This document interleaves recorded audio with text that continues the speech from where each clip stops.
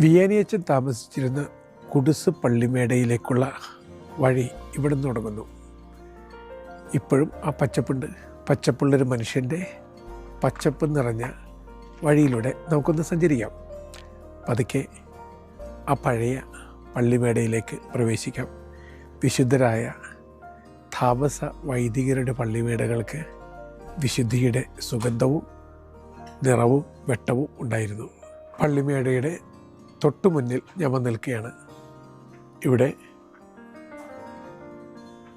Joan of ആർക്കിൻ്റെ ഒരു statue സ്ഥാപിച്ചിട്ടുണ്ട്. മരം കൊണ്ടുള്ള ചെറിയ വീടിന് പണ്ടത്തെ വീടുകളുടെ ഒരു പൗരാണിക ഭംഗിയൊക്കെ ഉണ്ട്. തീർച്ചയായിട്ടും ഞാനിപ്പോൾ വാതിൽ കടന്ന് അകത്തേക്ക് പ്രവേശിക്കുന്നു.